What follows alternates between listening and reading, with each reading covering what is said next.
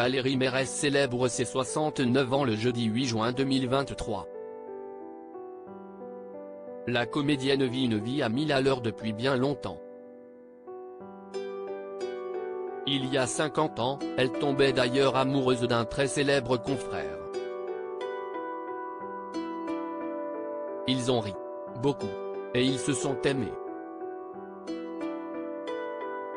Quand elle avait 19 ans, au début des années 1970, Valérie Mérès faisait des siennes au sein de la troupe du Splendide. Et si est-il là qu'elle a rencontré l'amour.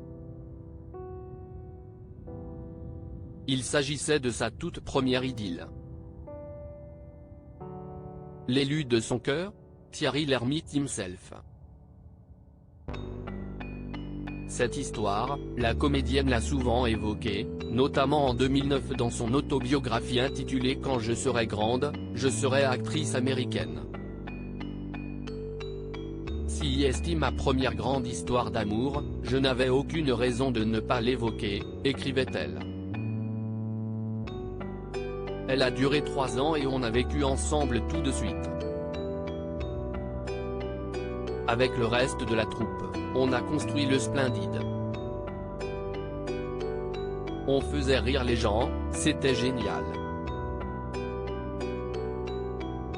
Quelques années plus tard, dans une interview accordée au magazine Gala, Valérie Mérès racontait cette fois où elle avait croisé le regard de Thierry Lhermitte, qui ne parvenait alors pas à quitter le sien.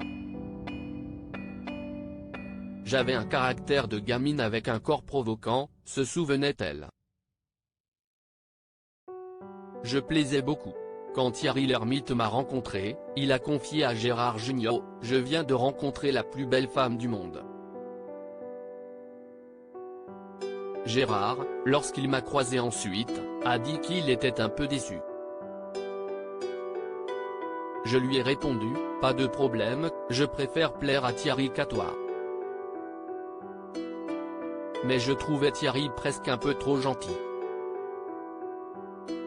Jeune fille, j'étais un peu pétasse. Le jeudi 8 juin 2023, Valérie Mérès célèbre ses 69 ans. Elle est maman de 2 enfants, Tina, qu'elle a eue en 1987 avec François, un régisseur de spectacle, et Elliot, né d'une autre relation en 1994. Si est avec beaucoup de recul qu'elle repense à son histoire d'amour avec Thierry Lhermitte, d'autant qu'elle avait failli devenir maman, pour la première fois, avec lui. Pas prête à l'époque, elle avait été obligée de partir en Hollande pour avorter parce que c'était interdit en France. Les choses n'ont, effectivement, changé qu'en 1975 grâce à la loi Veil.